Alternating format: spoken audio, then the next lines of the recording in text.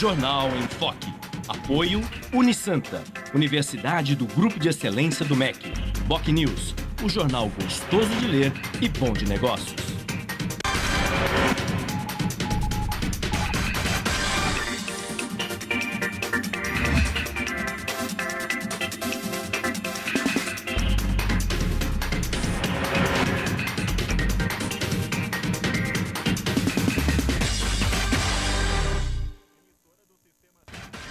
Olá, bom dia. Começa agora pela Santa Cecília TV, uma nova edição do Jornal em Foque.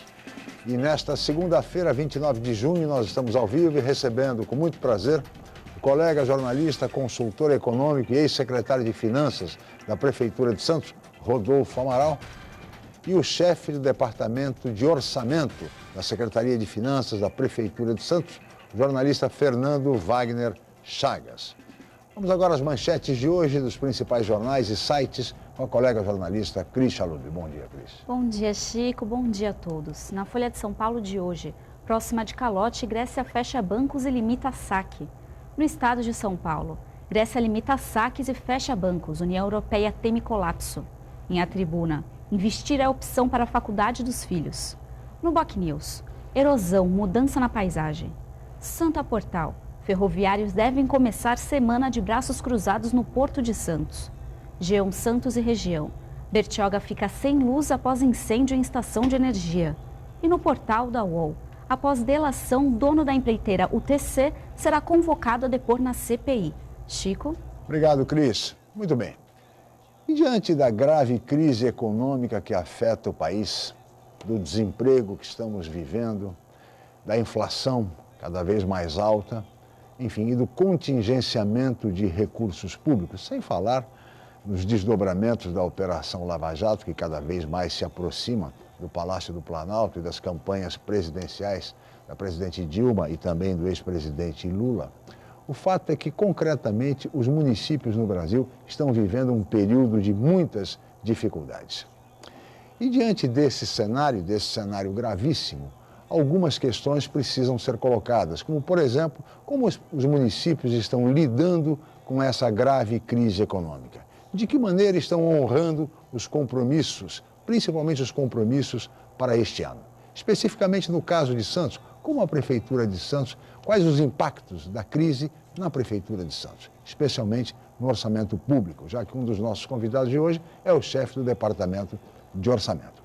Mas o debate e a resposta a esses questionamentos, entre outros também relevantes, vocês vão acompanhar daqui a pouco, já que os nossos convidados são especialistas na matéria. Mas isso assim que a Cris informar a previsão do tempo e o movimento de balsas e estradas para hoje. Cris. A previsão para esta segunda é de sol entre nuvens. A temperatura varia entre 15 e 26 graus. Estradas. O sistema Anchieta Imigrantes está em operação normal 5x5. E a rodovia Cônego Domênico Rangoni está totalmente bloqueada no sentido Guarujá devido à manifestação. Já a Padre Manuel da Nóbrega apresenta tráfego normal em ambos os sentidos. Balsas. 7 embarcações operam na travessia Santos-Guarujá, com espera de 10 minutos. Guarujá-Bertioga opera com uma embarcação em 20 minutos de demora. Participe do Jornal em Foque. Envie sua pergunta pelo Facebook, no Twitter ou pelo nosso e-mail, je@enfoque.com.br. A reapresentação dessa edição pode ser assistida às 17 horas ou confira a qualquer momento pela BocNews TV. Chico? Obrigado, Cris. Vamos agora para um rápido intervalo e voltaremos em seguida com o Jornal em Foque.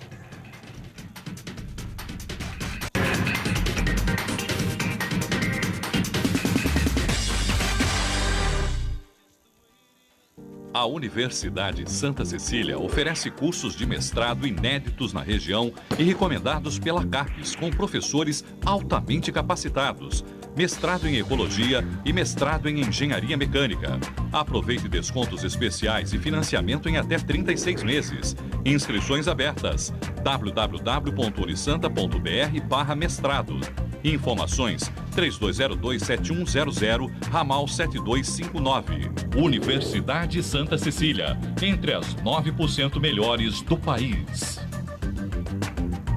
Com o novo formato, o site BocNews.com está mais interativo, dinâmico, com conteúdo ampliado e canal próprio de TV na internet. São mais notícias com credibilidade para curtir e compartilhar, em qualquer hora e lugar, seja pelo computador, tablet ou celular. Inclua o BocNews.com na lista dos seus favoritos e tenha ao seu lado a informação indispensável para o dia a dia. Jornal BocNews e BocNews.com. Experiência e inovação para bem informar. Para prevenir o câncer do colo de útero, neste ano, toda menina de 9 a 11 anos deve ser vacinada.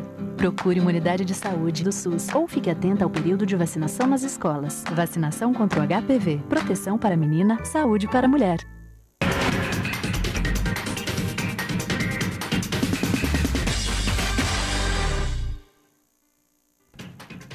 Muito bem, estamos de volta com o Jornal em Foque desta segunda-feira, 29 de junho, e hoje recebendo com muito prazer o colega jornalista Rodolfo Amaral, que é consultor econômico e ex-secretário de Finanças da Prefeitura de Santos, e o chefe do Departamento de Orçamento da mesma Prefeitura, Fernando Wagner Chagas. Eu gostaria de começar essa conversa aqui com os nossos convidados, que são especialistas em matéria econômica, vão falar muito sobre a grave crise econômica que afeta o país, mas começando pela crise política, Rodolfo, especialmente com relação aí aos novos desdobramentos da Operação Lava Jato, que se aproxima do Palácio do Planalto e das campanhas presidenciais, especialmente do PT. A última campanha da presidente Dilma e a anterior do ex-presidente Lula, com ministros sendo citados na delação premiada, enfim, do dirigente da UTC, Ricardo Pessoa, considerado o chefe do cartel das empreiteiras no escândalo de corrupção da Petrobras. Diante dos novos desdobramentos, Rodolfo, você acredita hoje que há clima para um impeachment? A oposição, pelo menos, vem falando muito na possibilidade de um impeachment da presidente Dilma. Bom dia, obrigado pela presença, Rodolfo. Bom dia, Chico, bom dia, Chagas, bom dia, Cris, bom dia ao telespectador. Chico, eu confesso que cada semana que eu pego a revista Veja, eu fico mais assustado. Porque por mais que os membros do PT rechacem as reportagens da revista Veja, não há tanta criatividade para invenção, não dá para acreditar que aquelas coisas que estão lá são invenção. Mas vira e mexe, tem um detalhe novo dentro dessa. E essa última, eu confesso que foi bem, né, no fundo da questão. Ainda acho que tem muita coisa por trás disso, se, por exemplo, o presidente da Odebrecht resolver falar, eu acho que a coisa vai ficar um pouco pior, mas já era esperado, tá? O dono da UTC, ele já havia prometido, já havia ameaçado anteriormente que iria falar, ele estava querendo, na verdade, a garantia aí da delação premiada. E já fez uma lista, né? Alguns nomes até surpreenderam. Vão vir alguns daqueles discursos de que foi legal, foi na campanha. Alguns casos a gente até acredita que os valores menores são isso. Mas bancar, por exemplo, consultorias do Zé Dirceu na cadeia, certo? Quer dizer, fica difícil de explicar como alguém na Papuda conseguiu prestar consultoria, né? Já que ele dizia que as consultorias, na verdade, se dariam em outros países. Prospecção de negócio no exterior, em outros países, a não ser que na Papuda deixaram, deixaram ele conectado com a internet lá na cela e ele fez essa prospecção de negócio. Então está ficando muito difícil. E a gente começa a perceber isso, Chico, pelos próprios discursos do ex-presidente Lula. Cada vez mais ele está raivoso. Quer dizer, ele passou daquela fase que ele usava muito da técnica, do marketing, da ironia e da brincadeira, certo? Para um discurso mais raivoso. Tentando se desvincular, né, Rodolfo? Hoje mesmo tem marcado uma reunião, um jantar à noite aí com as lideranças do PT e dos partidos aliados dele, com essas lideranças, tentando uma estratégia. Na verdade, virou um saco de gatos aquela coisa lá. Ninguém sabe para onde vai, quer dizer, quem arranha quem. Quer dizer, então começou um jogo de acusa. A presidente da República deu sorte de que ela estrategicamente tinha uma viagem marcada e foi embora, certo? Depois de falar da importância da mandioca, certo? Então vamos ver, Chico, eu acredito em tudo. O cenário está formado de uma tal maneira que tudo passou a ser possível, né? É verdade. Então, se a gente for lembrar lá do Fiat do Collor, que também está nessa lista, tá né? Na lista. E dessa vez são por 20 milhões, 20 né? milhões, Não é mais mas por é causa uma do questão Fiat, de hábito, né? Impressionante. Enfim, tudo é possível. Fernando Wagner Chagas, bom dia, obrigado pela presença. Fernando, como é que você avalia toda essa situação, enfim, essa possibilidade de impeachment? Olá, amigos, um abraço a todos, cumprimento aos telespectadores. Só pegando de gancho que o Rodolfo falou, né? O presidente Lula, no meu modo de entender, desesperadamente ele quer se desvincular, tanto do PT como da Dilma. Mas eu vejo que não dá para desvincular Dilma, PT e Lula. Eu vejo que os três estão irmãmente casados. Uma simbiose, viu? Até o resto da vida, né? Até porque a Dilma é cria do Lula e o PT é muito ligado ao Lula, não tem como. Até se aventa a possibilidade do Lula criar um novo partido com uma frente de esquerda. Não acredito que isso prospere. Se prosperar, o Lula não teria sucesso. Agora, quanto ao impeachment, esse novo escândalo é grave, se aproxima do Lula e principalmente do dinheiro de Caixa 1 e Caixa 2 da campanha da Dilma Rousseff. Mas no impeachment mesmo, eu não acredito no impeachment. O impeachment tem que ser um crime de responsabilidade, porque o impeachment o que é? Uma mistura de político e jurídico. Na questão jurídica, tinha que ser um crime de responsabilidade cometido neste mandato. Agora, durante o processo eleitoral, se houve dinheiro do Lava Jato, tanto no Caixa 1 como no Caixa 2, porque ali houve uma hora que realmente eles pegaram o superfaturamento da Petrobras e doaram legalmente. E também doaram em espécie para a campanha da Dilma, segundo as informações que nós temos. Nesse caso, o que eu acredito é uma ação de impugnação do mandato eletivo da Dilma. Aí não seria o Congresso que decidiria, mas sim seria a Justiça. A Justiça Eleitoral. Mas, por outro lado, também há a questão das pedaladas fiscais, Rodolfo, e também a rejeição das contas pelo Tribunal de Contas da União. O presidente tem alguns dias mais para dar as explicações solicitadas pelo Tribunal de Contas, e isto sim poderia levar a um impeachment. Chico, eu já comentei aqui nesse programa com relação às pedaladas, não há a menor dúvida de que a Dilma, onde assim, reinventou, o Chagas conhece bem isso, o extinto empréstimo por antecipação de receita, o ARO, né? Que se chama, que a lei de responsabilidade fiscal proibiu. Na verdade, ela utilizou-se das instituições financeiras públicas para fazer esse tipo de aporte de recursos, fazer caixa com esses recursos e honrar determinados compromissos em função da insuficiência de caixa do próprio Tesouro. Então, isso é um fato comprovado, o Tribunal de Contas já identificou e declarou com absoluta consistência. Vai ser difícil ela sair dessa, mas sobre esse aspecto vai ter aquela alegação. Bom, mas foi no mandato anterior, certo? Tá? De qualquer modo, o que a gente percebe é que essas situações, a descoberta dessas situações, fez com que o governo ficasse de uma tal forma retraída que tornasse a crise atual mais grave do que ela é em si, porque a arrecadação vem caindo, tá? O governo tem uma insuficiência de recursos, tá? Em função da própria queda da arrecadação. Na medida em que o governo vem elevando os juros aí, sistematicamente, com o Copom, cada reunião pelo menos meio ponto percentual, isso aí, cada ponto percentual, são 25 bilhões de acréscimo na dívida pública brasileira. Então, vai chegar provavelmente em agosto, aí no segundo quadrimestre, as contas vão estar horríveis, sim, certo? Os resultados da União vão estar muito difíceis. E não vai alcançar o superávit também. E o que vai acontecer com isso? Quer dizer, o governo nós já estamos vivendo uma crise ética e moral, certo?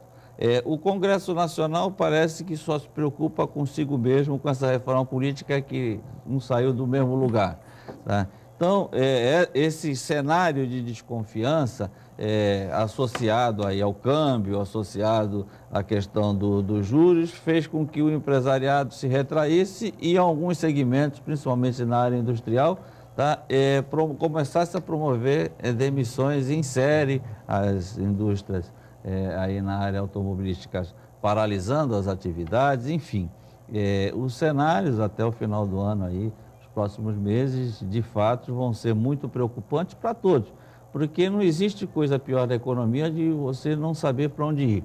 Tá? Nós, Chico, vivemos, nós três aqui vivemos, eu vivi isso também no próprio dia a dia, na época como editor de economia da Tribuna, eu já vivi o Plano Cruzado, eu já vivi o Plano Collor, o Plano Bresser. Nós já vivemos inflação de 80% ao mês. A superinflação, né? A 80% maquininha, ao mês, quem não né? se lembra da maquininha no supermercado? Eu atendia, Chico, em 86, na redação da Tribuna, eu chegava às 4 horas da tarde, o editor de economia tinha uma fila de pessoas porque eles queriam entender a aplicação daquela tablita de deflação, certo? Então, nós já vivenciamos isso. Do ponto de vista falar hoje de uma inflação de 8%, a se assustar com isso para quem já teve 80 ao mês, na verdade Mas não seria tão temos... grave. O grave hoje, na verdade, é a falta de perspectiva geral e absoluta. Mas o problema é que hoje nós estamos numa economia estabilizada, diferentemente daquela época, né? Mas o que me preocupa, além da pedalada, o que é a pedalada para o telespectador?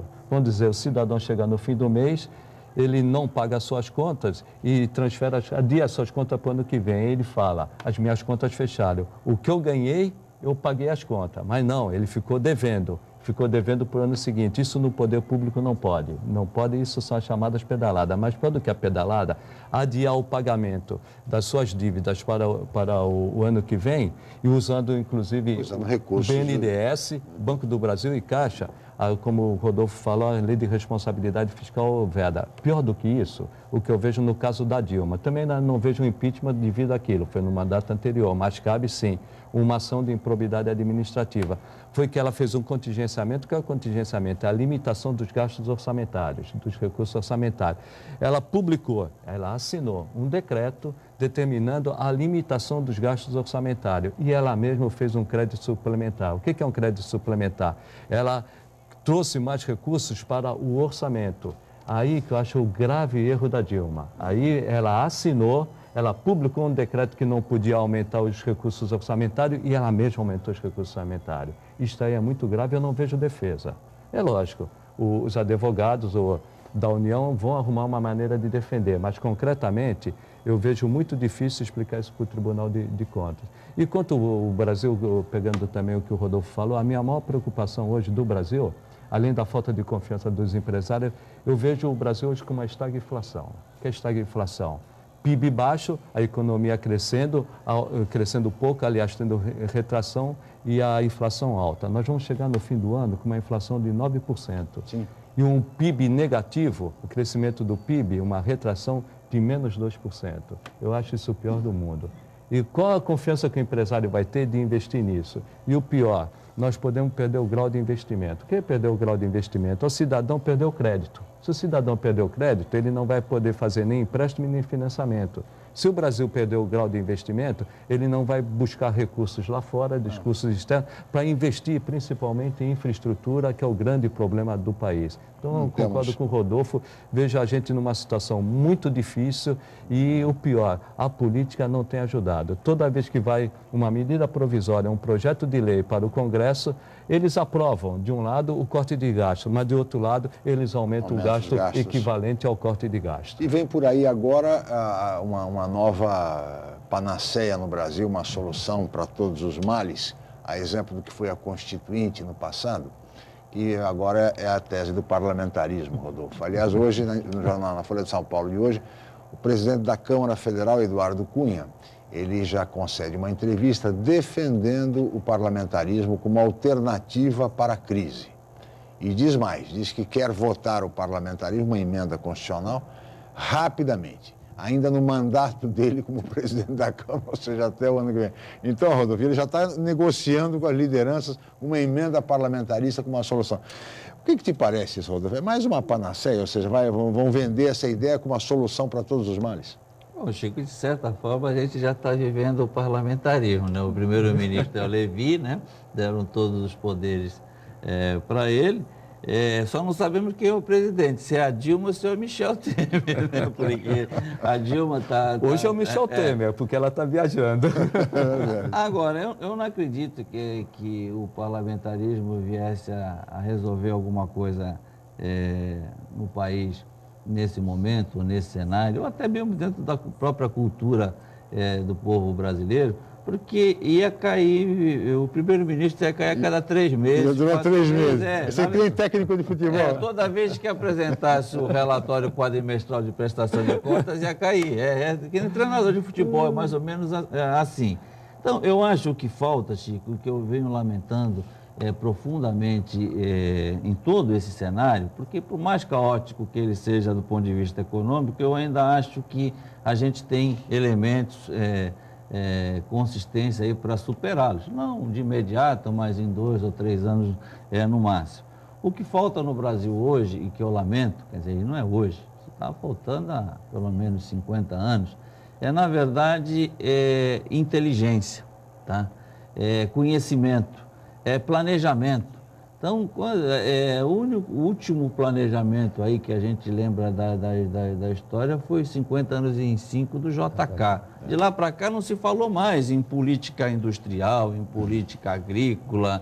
Quer dizer, então, como reorganizar o país nas suas diferentes regiões. O IPEA, que antes era, na verdade, o braço, a inteligência de apoio ao governo na concepção desses projetos, o IPEA hoje é um órgão meramente burocrático. E foi aparelhado também, né? Aparelhado politicamente, burocrático e que faz estudos de constatação de fatos. Ele não faz projeções para o futuro. O governo desestimulou, quer dizer, esses cortes aí sucessivos que ocorreram nos últimos anos, desestimulou até o próprio IBGE. Daqui a pouco nós perderemos a maior ferramenta aí de análise de dados ainda, e de geração de dados, que é o IBGE. E isso me preocupa. E eu acho que é nesse momento que a elite intelectual brasileira tinha que reverter esse cenário. Entendi. As universidades têm que começar a entrar. Eu acho até que nós tivemos uma experiência interessante, espero que ela prospere aqui na região, que foi a questão de uns 10 dias, semana passada, se não me falha a memória, um grupo de empresários, de dirigentes de universidades foram até o vice-governador querendo criar um fórum. Tem que criar alguma coisa, a gente precisa saber para onde vai, a gente precisa... Ainda que a gente desenhe um caminho errado, nós temos que ter convicção de para onde nós vamos. O que não der para ficar nesse labirinto, não saber onde essa que é a saída. Essa verdadeira nau sem rumo em que está o Brasil hoje. O problema todo foi a falta de responsabilidade, principalmente de final de 2008 para cá, vai de 2009 até o ano passado. Nós vínhamos até bem. Quando houve a bolha imobiliária dos Estados Unidos que estourou, teve abalou o sistema bancário, o sistema financeiro, o governo federal, ainda sobre o comando do Lula, resolveu mudar a matriz econômica.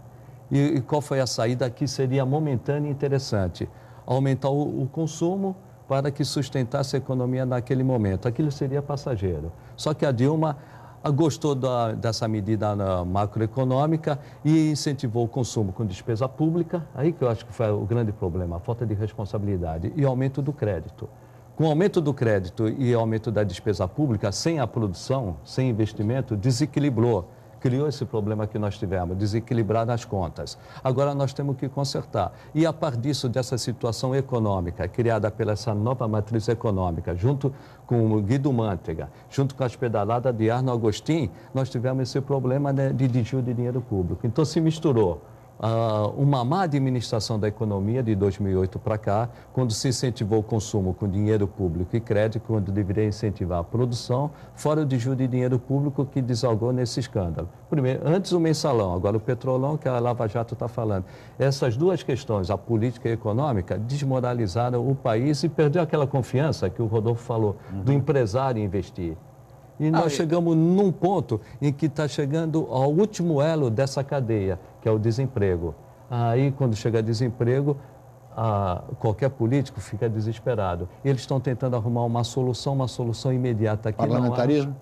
Seria o parlamentarismo? O parlamentarismo seria mais uma panaceia, como foi em 62, que não resolveria o nosso problema. Nosso problema agora é colocar a economia no rumo e um pouco de responsabilidade para esse Congresso, né?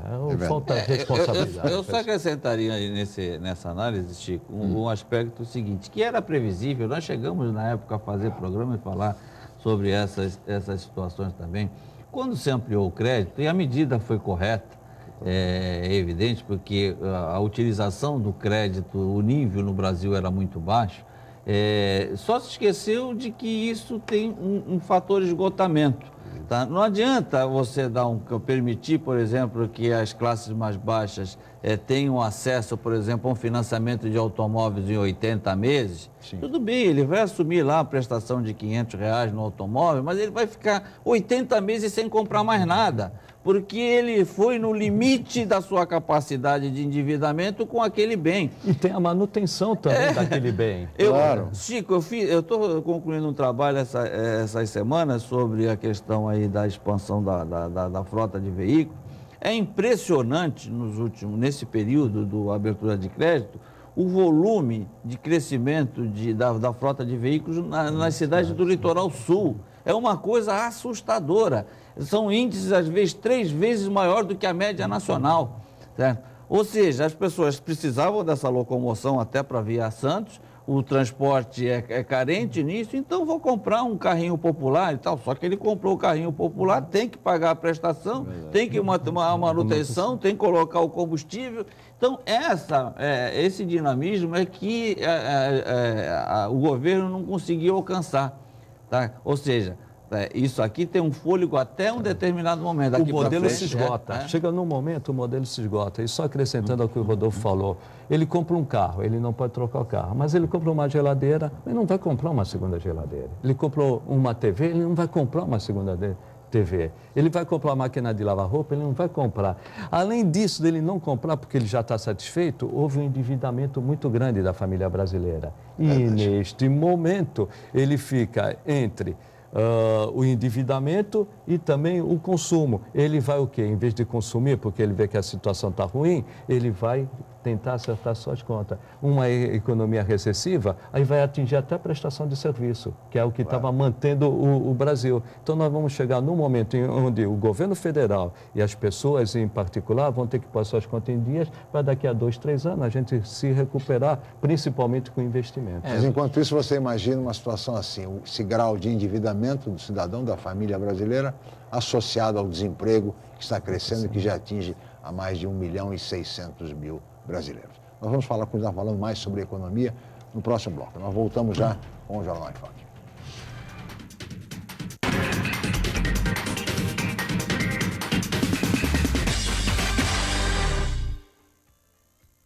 Realize seu sonho do ensino superior. Faça o vestibular da Universidade Santa Cecília em ensino à distância.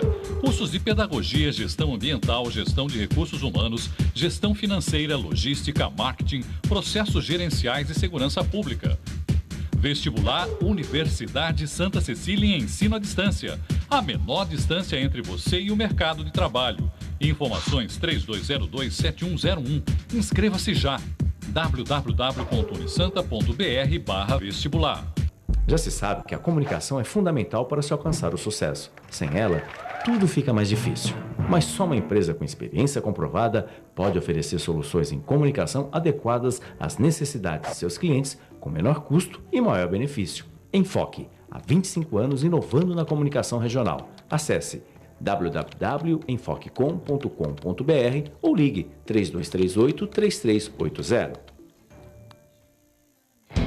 Emoção e desafio sempre fizeram parte da sua vida e podem continuar fazendo.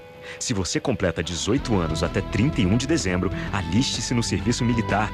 Vá até a junta de serviço militar do seu município com 2 fotos 3x4 e sua certidão de nascimento ou documento equivalente. Você tem até o último dia útil de junho para ficar em dia com o nosso país. Serviço Militar. Com você, o Brasil é mais forte. Governo Federal.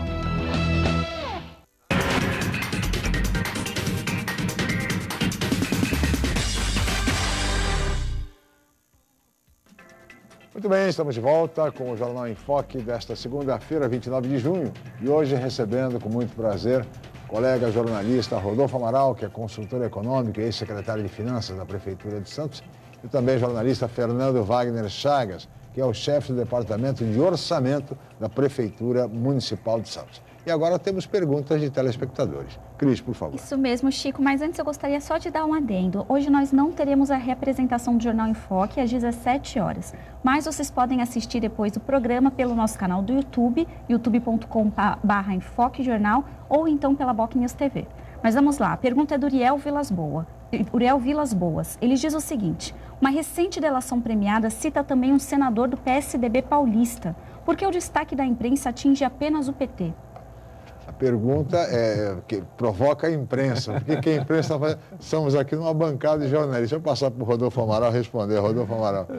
Não, Chico, primeiro que a revista fala, assim, no nome, especificamente do senador Aloysio Nunes, claro. Do PSDB. Todo mundo diz que a Veja não fala nada, não dá, ela colocou na relação. Aliás, todos os jornais. Eu não estou muito preocupado com se tem o PSDB, o PMDB, o partido. Eu estou preocupado. Aliás, tem todos, viu? Tem PTB, tem PP, está cheio de... Todos os partidos quase, viu, Léo? Eu fico perplexo como é que alguns partidos de esquerda ainda ficam dizendo o seguinte: olha, estão naquela teoria, não, mas o outro também roubou. Tá? Isso não justifica absolutamente nada. Tá? Então, mas se roubaram, que todos sigam o mesmo caminho, da Papuda ou de qualquer outra cadeia que seja. O que não pode é permitir isso. Como também, eu queria aqui, nós falávamos fora do ar isso, mas eu gostaria de lembrar, eu gosto de lembrar muitos petistas, porque parece que eles caíram em desgraça, quer dizer, ou fizeram mal feito só agora, que a coisa foi na Petrobras, que a coisa foi no Mensalão. Nós que somos aqui da região, onde se originou o caso CEPEM Consultoria, em 1992, depois ele subiu a serra, foi lá para São José dos Campos, e que inclusive tinha no episódio, Chico, não sei se você se recorda, o Zé Eduardo Cardoso, hoje ministro da Justiça. Tá? Eu queria lembrar o Uriel, já que ele gosta um pouquinho dessas histórias de esquerda, que o jurista Hélio Bicudo, é só pegar as páginas da Veja de alguns anos atrás, o jurista Hélio Bicudo saiu do PT naquela ocasião falando poucas e boas do Zé Eduardo Cardoso e de toda a comissão de ética do partido, dizendo que aquilo era uma farsa. Então, eram alguém que estavam almoçando e jantando na mesma mesa. Então, não é mais a imprensa. É o caso CEPEM. Parar com esse negócio de falar que a imprensa, certo? Que a imprensa está querendo derrubar o partido. O partido caiu, se dissolveu, não sabe mais o que se tem. Hoje,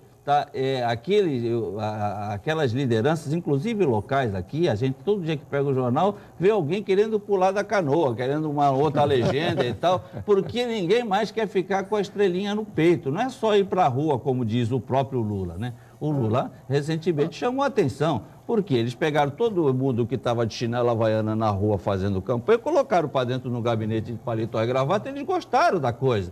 Certo? E não largaram mais, por isso que não queriam largar de jeito nenhum, porque deve ser muito bom de fato. Então vamos acabar com esse negócio de esquerda e direita, isso não tem mais, viu? O próprio Lula diz, depois dos 60 anos, Uriel, quando a gente começa com essa questão de ideologia, e na verdade quem disse não fui eu, foi o Lula, né? Ele falava o quê? Que era idiotice, né? Depois... Aliás, o Lula tem frases ótimas recentemente. O Lula disse que o PT está abaixo do volume morto. Ele, Lula e a presidente Dilma estão no volume morto, naquela alusão à crise hídrica. Diz que o PT está abaixo. Censurou publicamente todos os petistas, dizendo que só querem saber de cargos, apegados ao poder e apegados a empregos. Isto quem disse foi o presidente Lula, chamando a atenção do PT, que o PT perdeu a utopia, perdeu o romantismo, deveria voltar às origens, ir para a rua sem cobrar cachê, né? Porque basicamente foi isso que o presidente Lula disse também. Então, não é a questão da imprensa, que a imprensa favorece A, B ou C, e tem mais, né, meu caro Uriel? O PT é governo. Evidentemente, não se pode desconsiderar esse fato. Está há 12 anos no poder. E tem aí o Mensalão, o Petrolão, e vai por aí. Só seguindo esse raciocínio. O PT, ele quando foi para o poder, ou antes de ir para o poder, ele era o partido da ética. Ele dizia que ele era diferente. Dos vestais. Agora ele faz questão de ser parecido com os outros. Ele dizia, quando eu chegar no poder, eu vou acabar com a corrupção. Quando ele foi para o poder, ele foi, pelo menos pelo que é sempre noticiado e em alguns casos até provado, no caso do Mensalão, o Petrolão, nós ainda estamos em movimento, né? A ação ainda está correndo, mas o Mensalão foi provado. Houve realmente desvio de dinheiro público. E ele agora, para dizer que ele fez dinheiro de desvio público, ele se diz iguais aos outros. Então ele mudou o discurso. E, aliás, o Lula ele tem essa facilidade, ele não é o PT, é o Lula. O Lula, para cada plateia, ele tem um discurso e para cada momento ele tem um discurso. Só que agora está muito difícil ele arrumar um discurso para se desvincular do PT e da Dilma. É verdade. E lembrando que o Rodolfo disse agora, no caso CPEM, o único punido foi o denunciante, o Paulo de Tarso Venceslau, que foi expulso do PT, né, porque simplesmente denunciou aquela maracutaia naquela ocasião, né, Rodolfo? Eu levei, Chico... O Rodolfo viveu bem isso porque foi o repórter que acompanhou tudo isso na época no Jornal da Tribuna. Em 1992, naquele escândalo veio à baila, eu entreguei a documentação nas mãos daquele Wallace Paiva Martins, que era promotor aqui em Santos, agora está em São Paulo, e ele levou o caso e daqui nós abrimos as fronteiras até chegar em São José dos Campos. Mas quem disse isso, vê que curioso, Chico, é a história, né? Quem citou a primeira frase do caso CPEM foi uma ex-vereadora de Cubatão, a Suzete Miranda, que acho que era a esposa do Dorival, que era vereador. Ela, num desabafo lá com uma crise que teve no PT na época, ela disse, não, eu queria que a imprensa procurasse dados sobre a CPEM Consultoria. Aí, então saiu aquilo na notícia, nós fomos atrás, né, Chico? Aí identificamos e ficamos perplexos. Tá?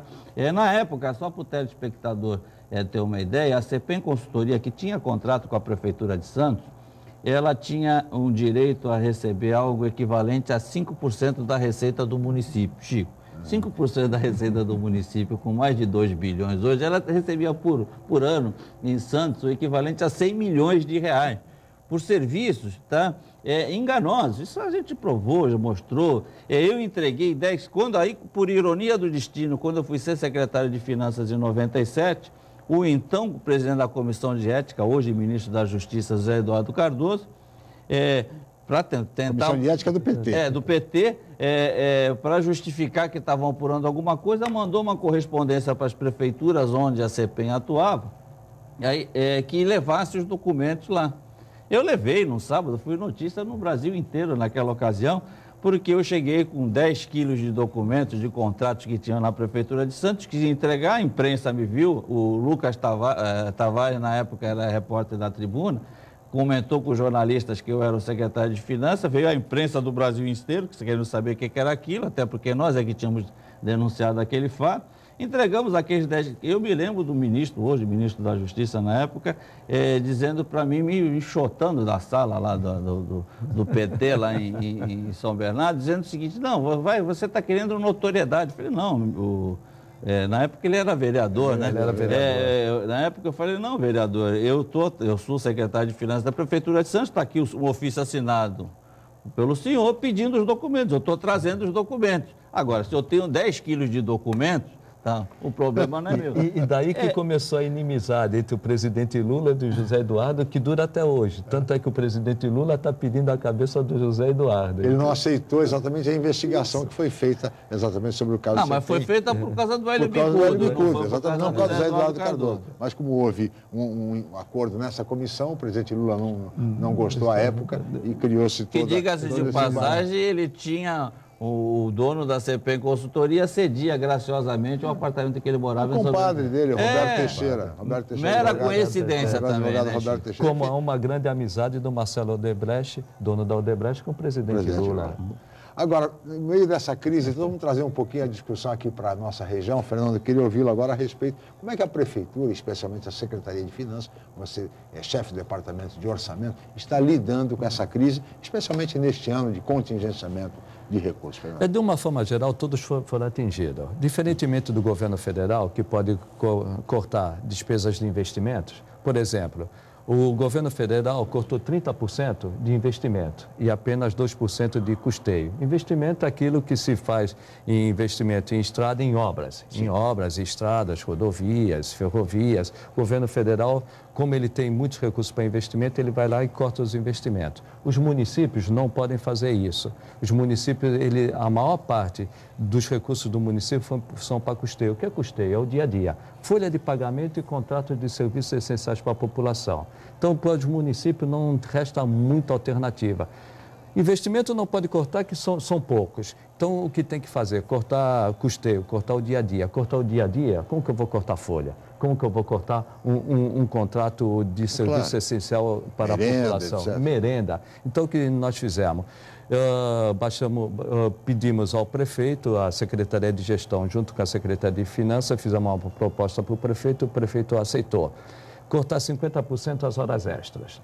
E, além de cortar 50% das horas extras, não ter mais nomeação, admissão. Admissão seja uma para cargos novos ou seja para reposição. Reposição é aquele que o funcionário se aposenta e precisa de um novo. Até nesse caso, nós pedimos para que suspendessem temporariamente essas admissões, essas nomeações. Só em caso de urgência e emergência na saúde, educação e assistência social. Desta forma, estamos tentando equilibrar o orçamento do município. Não estamos numa situação desesperadora. Rodolfo sabe disso. Felizmente, o município de Santos tem uma receita tributária própria muito boa, não depende das transferências constitucionais e nem das transferências voluntárias, aqueles que tem que haver um acordo entre município e União, município e Estado. Então, nós estamos numa situação difícil, estamos tendo uma queda real, não nominal. Nominal, nós estamos tendo até um acréscimo na receita, porém, estamos tendo um decréscimo, uma queda real. E dentro dessa queda real, nós estamos tentando equilibrar o município para fechar as contas no fim do ano. Fundamentalmente, hoje nós estamos cuidando folha de pagamento e contratos. E aqueles investimentos em obras estruturantes, que é o projeto do prefeito reurbanizar para um melhor desenvolvimento da cidade no futuro. Esses são de recursos ou do governo do Estado ou do governo da União. Muitos desses recursos do governo da União não têm vindo para o município. Aí, nesse caso, na medida do possível, nós portamos o que o Rodolfo sabe, a fonte 1. O que é a fonte 1? Receita própria do município. Muito bem, eu gostaria da análise do Rodolfo a respeito dessa situação e do impacto no município, mas no próximo bloco, Rodolfo. Nós vamos agora para um rápido intervalo, voltaremos em seguida com o Jornal em Foque.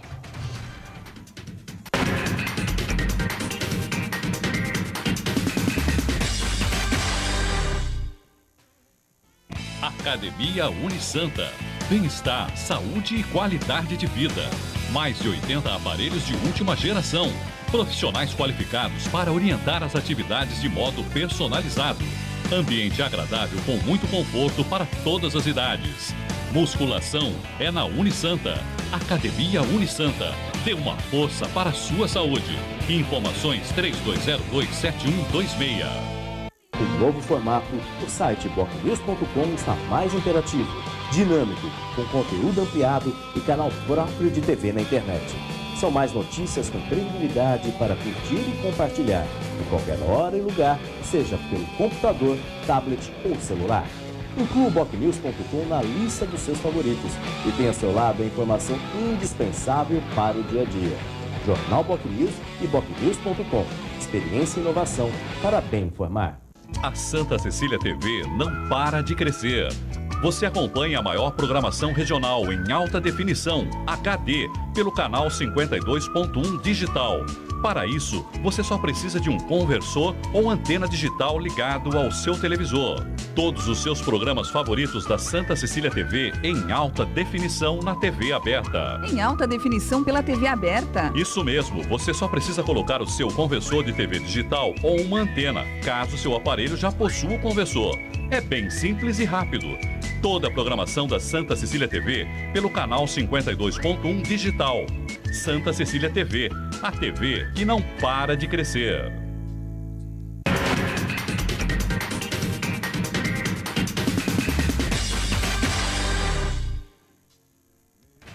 Muito bem, estamos de volta com o Jornal em Foque. Nesta segunda-feira, 29 de junho, nós estamos ao vivo pela Santa Cecília TV e recebendo hoje com muito prazer o jornalista Rodolfo Amaral, consultor econômico e ex-secretário de Finanças da Prefeitura de Santos, e o chefe do Departamento de Orçamento, também da Prefeitura de Santos, jornalista Fernando Wagner Chagas. E, Rodolfo, eu gostaria da sua análise agora a respeito dos impactos da crise no município de Santos. Você que foi secretário de Finanças da Prefeitura e quando assumiu, logo depois dos 8 anos de governo do PT, assumiu a Prefeitura, a Secretaria, com atraso na folha de pagamento de uns 3 meses, mais ou menos, né, Rodolfo? E deu para superar, né? Fosse só isso, teria sido fácil, Chico. O problema foi que naquela época nós assumimos. Hoje eu vejo os prefeitos, alguns prefeitos aí reclamando de ter recebido dívidas, as cidades endividadas. Eu me recordo dos números da minha época. A dívida que nós herdamos do governo do PT foi de 250 milhões em valores da época. Se considerar que nesses 18 anos a inflação passou de 200%, nós estamos falando de 750 milhões de reais. E a dívida Aro, com 9 bancos diferentes, tá? Bancos que até não existem mais, como o caso do Banespa, foram comprados vários deles, um empréstimo Aro com 9 bancos de 50 milhões de reais. Eu perdi 3 meses pulando de banco em banco, diretoria de banco, tentando, porque o Davi Capistrano, não sei se você se recorda, ele assinou esses contratos, depois que ele assinou, tomou o dinheiro e deu o ICMS, o IPTU como garantia, ele disse que os juros estavam muito altos e extorsivos do contrato. Ora, não leu o contrato quando assinou? Tá? E aí nós tivemos que fazer uma romaria aí, eram 50 milhões, valores da época, hoje mais de 150 milhões. Então eu acho que a situação do município de Santos hoje não é das melhores, como não é das demais cidades, mas o maior risco hoje com a prefeitura, talvez aí o Chagas com a sua experiência, devam ter concentrado nas horas extras, porque o maior risco da prefeitura hoje, o maior problema pontual, é ultrapassar o limite de gasto com o pessoal. Como ele está muito próximo, se a receita cai, há uma correlação, então há esse risco aí, e isso causa a desaprovação de contas, o que vai ocorrer com muitas cidades, não por força de negligência dos prefeitos, mas em função da contingência. Agora, o problema mais sério, no caso pontual de Santos, que eu vejo foi o seguinte: o prefeito, até numa boa vontade, pegou carona aí nos 2 primeiros anos de governo, no entusiasmo que se tinha de buscar dinheiro na União, aí associando com o entusiasmo do deputado Beto Mansur, da sua aproximação ao Michel Temer. Aí fizemos 1000 caravanas a Brasília, trouxemos a Dilma, faz um ano agora que a Dilma esteve aqui no PAC da mobilidade de 50 bilhões, anunciando dinheiro aí para túnel, teleférico, tudo. Certo? Só faltou anunciar financiamento de disco voador, mas tinha de tudo naquele pacote e a gente sabe que não vai sair mais nada, tá? O que poderia ainda ter alguma luz no final do túnel era o tal dos recursos na entrada da cidade, mas aí, se eu estou no lugar do prefeito Paulo Alexandre, eu torço até para não sair. Porque se sair esses recursos, como tem uma contrapartida lá, um financiamento de quase 300 milhões do município, aí que a situação, ele é que vai ficar, complica, na verdade, com a pedra no sapato. Agora, o pior disso tudo, tá, para o município de Santos, estará sendo no final desse mês, aí amanhã praticamente parece que vence o prazo, daquela parcela do financiamento do Banco Mundial para o Santos Novos Tempos. Hoje, numa situação caótica de obtenção de recursos, um recurso que já estava pré-aprovado, certo, para liberação, você deixa de ter esses recursos, quer dizer, então, que são essenciais para aquelas obras do Santos Novos Tempos. Então, eu acho que o grande problema da administração no momento se resume nessa situação do Santos Novos Tempos. Dar continuidade às obras existentes. Que a prefeitura leva, na verdade, pelo menos até o ano que vem. Só complementando. Rapidamente, porque eu quero ter uma pergunta do telespectador para você, viu, Fernando? Rapidamente, né? A ideia do prefeito Paulo Alexandre Barbosa no início do seu governo foi a cidade, o prefeito Papa deixou a cidade em ótima situação. Qual é a ideia do prefeito? Era avançar no desenvolvimento econômico e do desenvolvimento urbano. O que precisaria neste caso, já que a cidade estava, em termos gerais, estabilizada? Seria obras de infraestrutura. E foi nessa direção que nós fomos, até por orientação nossa, Rodolfo. Agora o Santos precisa avançar em obras. Agora estamos dependendo, como o Rodolfo falou, dessas transferências do governo federal e do governo estadual. Do governo estadual tem vindo. A maior dificuldade é do governo federal. Cris, temos uma pergunta para o Fernando Chagas. Isso mesmo. O Luiz Leite quer saber a opinião do Fernando Chagas sobre a indignação das promessas políticas, como a do governador de estado que anunciou o túnel ligando Santos e Guarujá e o túnel que ligaria a Zona Noroeste e o bairro do Marapé. Ele também quer saber a opinião do Chagas sobre o governador deixar o estado e se lançar candidato a presidente da República.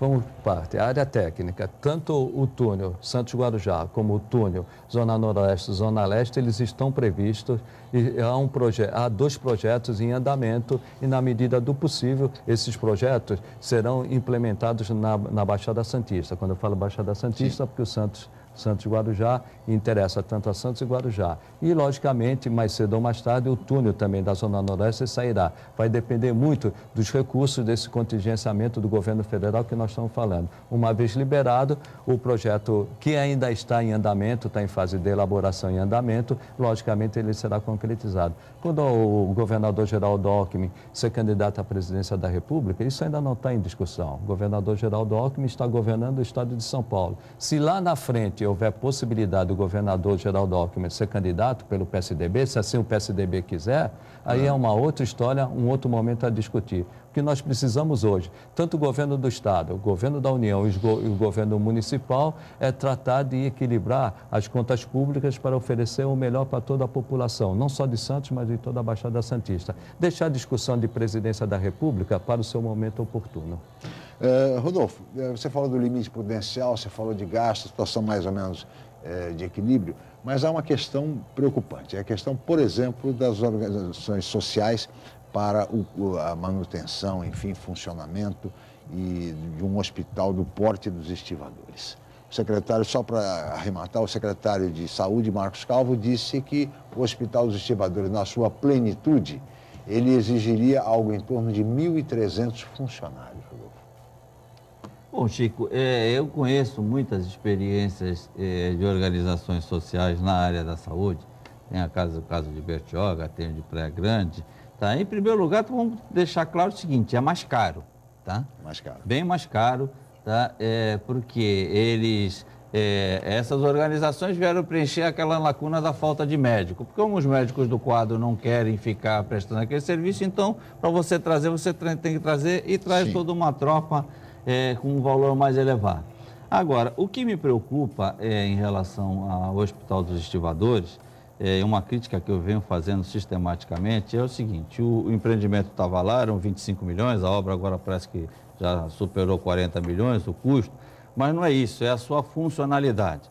Se a gente for pegar o plano plurianual que o Chagas e sua equipe elaborou aí porque o plano plurianual de investimentos ele é feito no primeiro ano do governo, tá? E vai até o primeiro ano do exercício seguinte, do governo seguinte. O plano plurianual da Prefeitura, no tocante às transferências de recursos do SUS, certo? Não há variação, há variação inclusive abaixo da própria inflação. E hoje a Prefeitura recebe algo em torno de 120 milhões de transferências do SUS, e esses valores são mantidos para os exercícios seguintes, o que significa dizer que eles não estão contando, pelo menos no plano plurianual, com o aumento do recurso do SUS para o financiamento dos estivadores. O que sobraria? Sobraria o fato de pegar esse dinheiro que está sendo destinado, por exemplo, 70 milhões para a Santa Casa, 15 milhões para a Beneficência Portuguesa, outros para serviço de SADT, para o próprio hospital. E aí tu vai cobrir a cabeça e deixar os pés de fora. Tá? Então, essa é a grande situação. Tá? E eu diria mais, eu diria que até do ponto de vista de concepção desse hospital, ele vem com uma área de maternidade e tudo mais, com todo respeito, eu acho que nós estamos, do ponto de vista de planejamento, começar a pensar numa área geriátrica, porque realmente o que a cidade está demandando... 20% de idosos um hospital que tivesse a característica metropolitana. E essa área geriátrica, Chico, o custo vai ser muito mais elevado. Sem dúvida.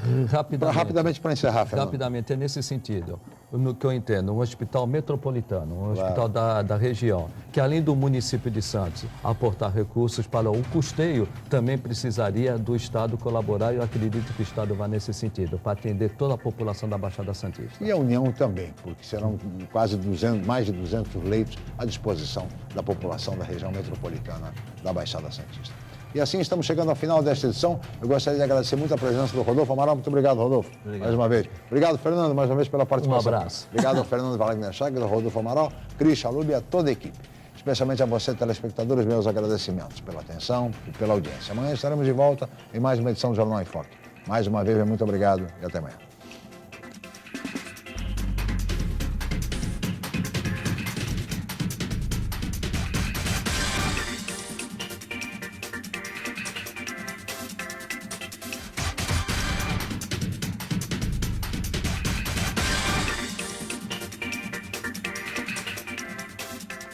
Jornal em Foque. Apoio Unisanta, Universidade do Grupo de Excelência do MEC. BocNews, o jornal gostoso de ler e bom de negócios.